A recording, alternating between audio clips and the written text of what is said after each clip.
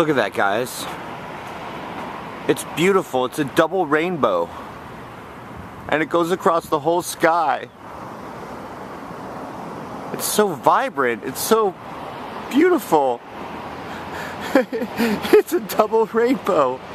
It's so beautiful.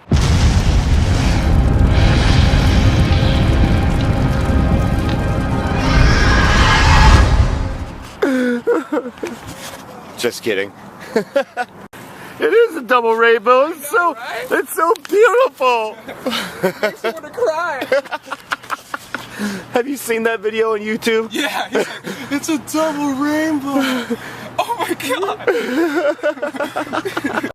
And just like that, I have teleported home from work. Just kidding. I am home early again today, which is really sucking on the paycheck, but it's making me a happy panda. See? No more sad panda. Happy panda. There's the dog. Here's all the Christmas stuff. You guys have seen this before. Still haven't done it. Still raining outside. But right now I have to go and watch Haunt Guy's video, the how-to, or the... I haven't watched it, so I don't know exactly what it is. But it's about pro haunting and getting into it. So if you guys haven't seen it, go to Haunt Guy's channel, HAUNTGUY. Keith is supposed to be coming over, and we're going to have a teleconference with him at 6:30. All right, can you hear us? I can hear you fine. Awesome. How you doing, Keith? Not too bad. How you doing? I'm doing great, man. Congratulations on trying to go into the haunt thing. Yeah, he's probably going to be in and out because he's dealing with his 3 hellions. You mean he has a real life? Good for you, man. Yeah, really. But anyway, you were talking about acquiring your building and getting it up to code. I mean, how... Yeah, so, you know, the big deal is they've had, like, you know, a while back they had the big nightclub fire. That really started changing everything for the haunt business. Right. For every business. And then it got worse. You know, they had the MGM fire, and then after that, I was like, well, I forget which one, it was like the Flamingo or something. But those fires really kind of put a hindrance on our haunts, right? And there was another big fire at one of the theme parks. It was actually a trailer haunt fire. And it was like, those things really just put a knife in the side of haunted houses the way they used to be.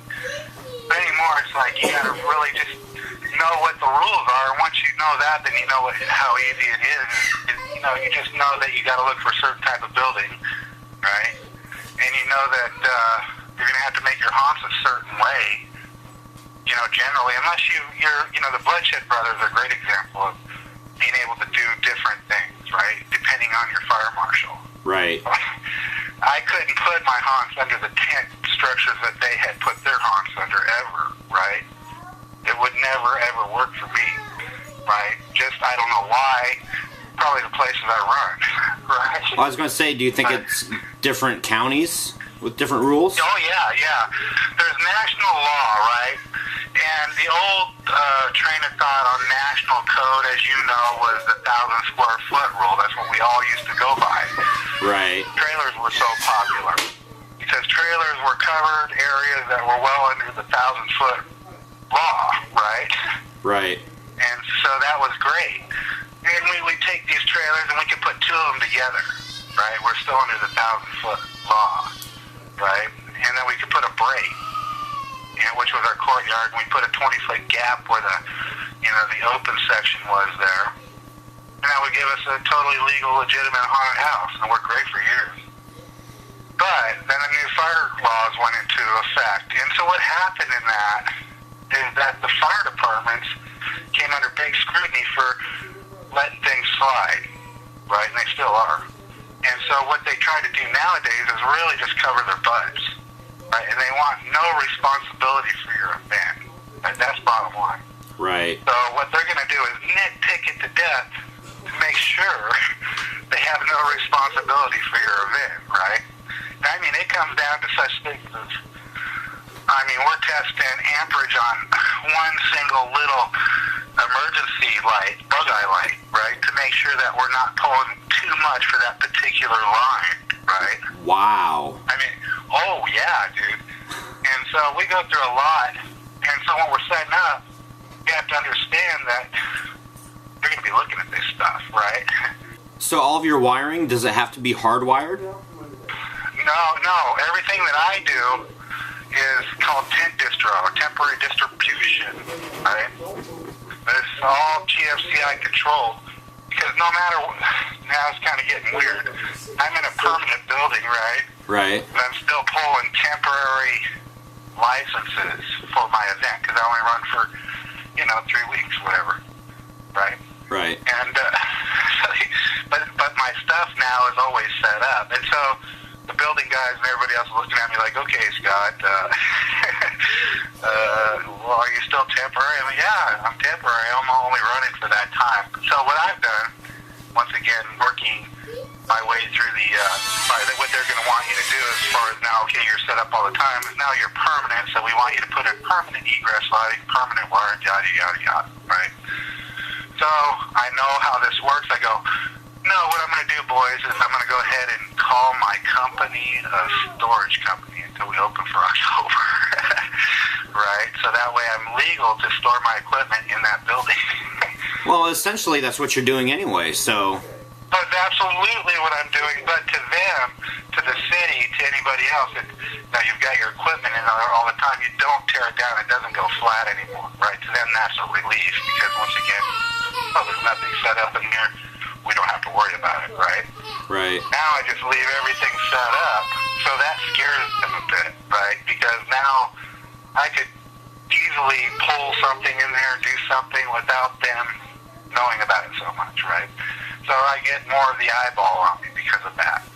So in order to kind of get that away from me, I was like, okay, let's just call myself a storage company. And I listed my business there as a storage company until the point we opened.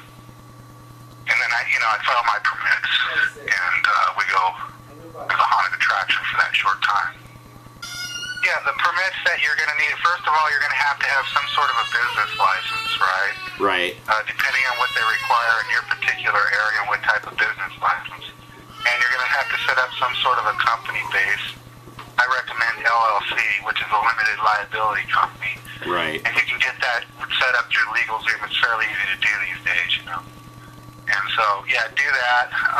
It's really kind of the ticket for events covering, that takes the liability away from your personal effects and that type of thing. So, but as far as the insurance, Inpro is a company that I've been using forever, and they work well with me.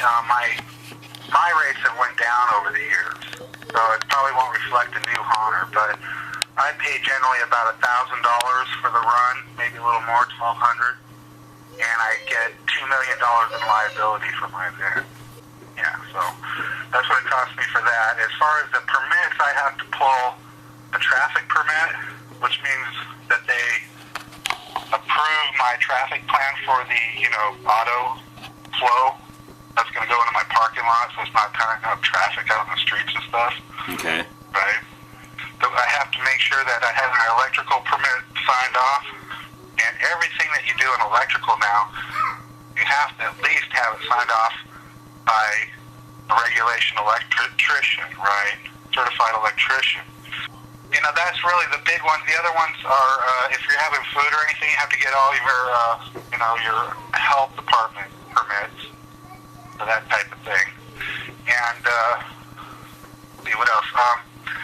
As far as, your fire permit's a big one, right? Right. In our case, it's fire and building. And so fire is probably, it seems scary, but if you know what you're doing, then it's not so scary. And that's all a matter of proper preparation, even as far as when you're setting up your wiring plan, so you know, like how your smoke detectors are going to work, and how you can do a relay shut-off system, because, that's something that we implemented out here in Oregon. I think it's going to take off like crazy. And what is that, basically, like a master disconnect for everything, and then emergency lights come on? Well, how it works is you have basically battery-operated backup lighting, right, and battery-operated exit signs, right? Right. Well, you also have smoke detectors, right? The smoke detectors are what we call interlinked smoke detectors. That means that one smoke detector can go to the other, activating each detector as one, right? Okay. So that way, if a room of your haunt goes off, one smoke detector goes off, they all go off, right? So when they trigger, what we do is we run that daisy chain, so to speak, down to a relay. And that relay will be a microamp relay to a 110-volt relay. So when the smoke detector kicks, it triggers that relay, allowing it to kick a 110 circuit. Are you with me? Yeah. Okay. So when it kicks that 110 circuit, what it's doing is it's kicking off power to your effects and to your main show audio, right? Okay, so now the show audio goes down, your main effects lighting goes off, and what happens when that power goes off? Your emergency lights come on. So you see how kind of all that goes together, boom, boom, boom. It's all one fell swoop. What we did to that is on that same relay system is we made it activate voice repeater, right? Okay. So when it triggers the power off, it triggers the voice repeater on, which was a secondary relay off the smoke detector system, if you get my drift there, right? Right. Okay, so that secondary relay would kick on the voice repeater. And the voice repeater goes to your emergency PA system, which in no way is hooked up to the power that is being shut off. It has its own independent circuit that is live constantly, no matter what happens to the rest of the power. Right? Right. Okay, so that way your emergency PA system will stay on, right? And allowing your voice announcer to go through the PA system and announce automatically, we're having a freaking problem, get the hell out of here. Well, that's good, because you're also trying, I mean, with the voice thing, that it's giving direction and whatnot, so people aren't, like, left in the dark, kind of literally. Yeah, absolutely. It's a directive. It tells people which way to go. You can really make the voice announcement. You know, you can make it say anything you want. So your direction is very good in emergency. You don't have panicked people trying to tell people which way to go and stuff. So right. That's a good thing. When you go to apply for your permitting, there's certain things that you're going to have to put in there. One of those is your evacuation plan, right? Which has a really itemized plan on how you're going to deal with certain emergencies, and those emergencies are anything from fire to major storm, hurricane, bomb threat, various things like that. Wow. You want to cover the agenda of things that might happen at your event, how you're going to respond to those things, right? And then once you get that plan down, you're going to have to go through with your cast once they're organized and try to go through that with them. You have your operations procedures, right, which basically tell the officials or whoever needs to know exactly how you're going to be operating. What time you get in to start preparing for the night, how you're going to deal with trash, how you keep the place clean on the outside, how you're going to deal with the lines, what your security is going to be. And as far as security, you have to have, you don't have to, but you want to have one legitimate security officer out of a legitimate security company, or an off-duty police officer on site. Right. Once again, covering your butt there. Right. What you're doing as a professional hunter, you're going to try to, and every step that you make in this is another step to try to cover your butt. Right. The conversation that you just saw was with Haunt Guy. Go and check out his channel. He is the owner, and you saw it at the beginning of the video, he's the owner of Hysteria City in Springfield, Oregon.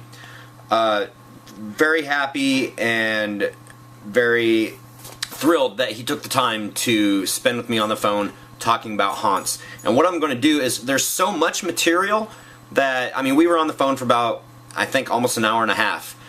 And I don't want to bore you guys if you're not interested in this. However, I'm going to make it like probably a 3-parter. So for the next 2 nights, I'm going to include more of the conversation because there's a lot of good stuff in there. I mean, this is what he does. So he knows the in and outs. He knows the laws pertaining to him and where he is, although they may differ across the country. I mean, because there are a lot of, different codes. Subscriber shoutouts, WX Halloween and Vidgerdell. I'm probably butchering that. And now time for a quick COC. Yard Hunter 5. Hey, make sure you watch the video I just watched. He gives really great ideas on how to get you going with a website and marketing portion and location. Good luck, guys, and let me know if you need anything or if there's anything I can help do. Steve, thank you very much. That's really awesome. As you saw, I did watch that video before I had the conversation with him on the phone. So yeah, everybody go and check it out. If I remember, I'll put the link to the video from Haunt Guy up here somewhere. Like right here on my forehead. Cheesing. The Bloodshed Brothers, having a partner helps a lot. If you ever need a kick in the pants or some work split up, absolutely. Having other people here helping has been a big help. Not to sound redundant, but compared to the last few years that I've done this, I used to do all this by myself except for Halloween night, so it really means a lot. Ramthal. Oh, and something to keep in mind when checking out locations in different cities. Usually smaller cities have less red tape and just plain BS to deal with. Very true. Smaller cities, they want to get people into places. They want to, create jobs, create revenue. So, yeah, they're absolutely more inclined to get you in there. Big cities, they're a little bit more lenient because they're big. Or they're less lenient, because they're big. Joy Zagao, if you don't get a big gig going on for this year, or a pro gig rather, at least you'll be prepared for the following year in advance if you start now. It is a good thing you have Keith get your butt in gear. I know, huh? He's been kicking my butt because I've been slagging. Calgary, it's sweet that you're going to take a go at pro. I'll be watching for squirrels if you read that. A go at pro. Oh, I should get a GoPro. I can take it underwater and do... Oh, damn, squirrel. And here's a comment that we filmed earlier from Keith. ABC Noise 2. Yeah, Keith is a haunter. Way to go, keeping Troy on task. I think I see the brains in this partnership. Troy is all the brains in this partnership. I just provide good looks and muscle, so... Oh, wow, what are you saying I am? Drop dead. Troy Moore investors mean a lot of headache, and all they are out for is the almighty green dollar and no hands-on help. Like I said before, a lot of decisions. Hell yeah, the Hellmouth. There's a lot of decisions, but they're going to be made, they're going to be done, and I'm going to kick butt doing so. Crazy Man Living.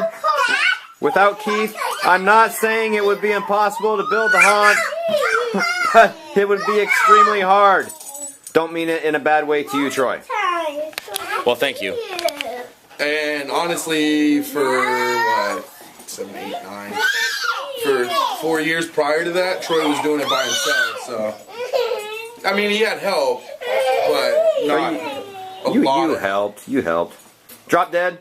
Time is ticking away. I'm glad to see Keith is offering to make cold calls on the buildings. That is awesome. I haven't yet, so slap my hand. Bad Keith, I know. So.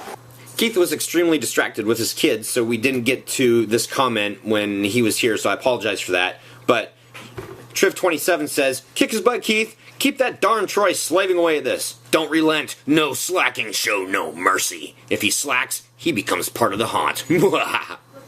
Very, very funny. Thank you. And JHMDF.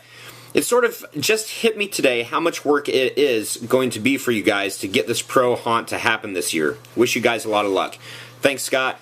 And very, very true. But anyway, guys, this has gone on long enough. Happy haunting. See you mañana. Happy haunting. You guys have a good night. Fist pump. All right, gangster. Hey!